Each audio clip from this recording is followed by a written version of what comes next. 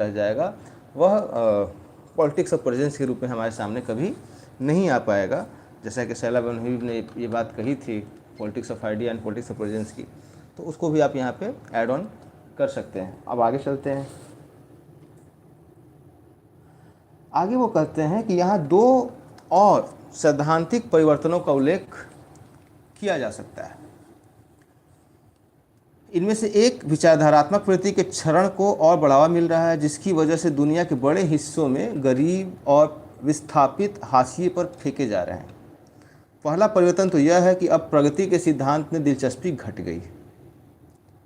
इस सिद्धांत के मुताबिक माना जाता था कि प्रगति और आधुनिकीकरण के फल पूंजीवादी वृद्धि और विकास की गतिशीलता के माध्यम से हर व्यक्ति तक और हर जगह पहुंच जाएंगे।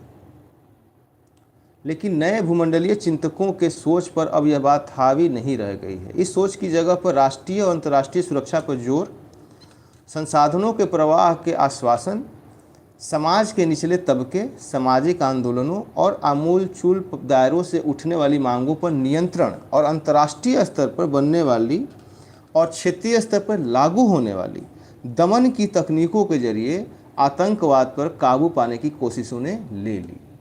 तो किस तरीके से चीज़ें रिप्लेस होती गई और किस तरीके से एक आइडियोलॉजिकल शिफ्टिंग हो रही है। जो वैकल्पिक दृष्टिकोण पेश किया जाता है वह औद्योगिक स्तर पर सक्षम, मजबूत और शक्तिशाली राज्यों का है। ऐसे राज्यों को सूबेदारों की भूमिका निभानी होगी, उस अंतर्राष्ट्रीय मध्य वर्ग के उपभोग और जीवन शैली के पैकेज प्रदान करने होंगे जो जोर शोर से नई सहस्राब्दी में प्रवेश करना चाहता है, न्यू मिलेनियम में। तकनीकी तंत्रीय भविष्य के इस मॉडल में उन लोगों की कोई जगह नहीं है जिनकी नई प्रौद्योगिकी और संसाधनों तक पहुंच नहीं है।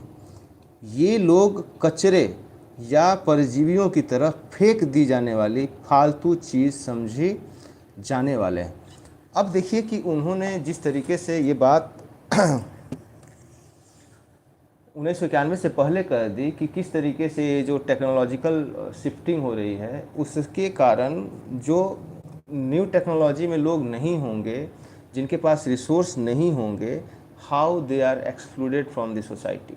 दूसरी बात यह है कि कैपिटलिज्म पे, मार्केट पे जो फेथ था कि इसके माध्यम से सभी व्यक्तियों तक संसाधनों की, कैपेबिलिटीज़ की रीच हो जाएगी, पहुंच हो जाएगी, वो हो नहीं पाया। और ऐसी स्थिति में एक बड़ा जो वर्ग है वो किस तरीके से अपने आप को इस पूरे घटनाक्रम में, इस पूरी प्रक्रिया में अपने आप को लेफ्ट आउट फील करने वाला है, इसकी उद्घोषणा करते हैं वो।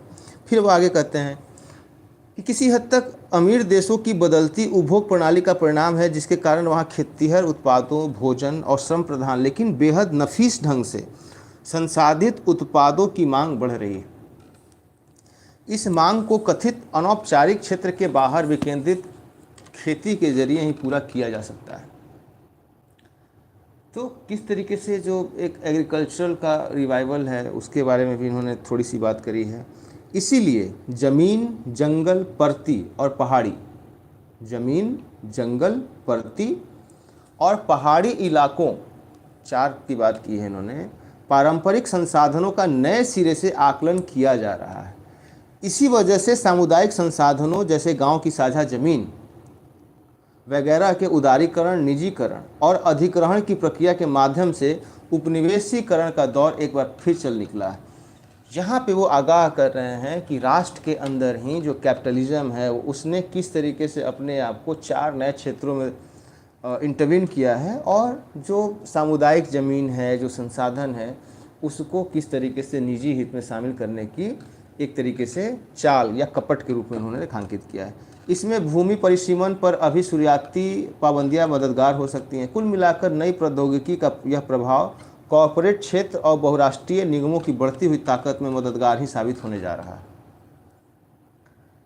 फिर वो आगे कह रहे हैं कि इन कारणों से, मतलब अब तक हमने जिन कारणों की, जिन विमर्शों की, जिन इश्यूज़ को, जिन प्रश्नों को उठाया कुठारी ने, वो कह रहे हैं कि इन कारणों से क्या हुआ, धीरे धीरे राज्य की भूमिका घटती जा रही है।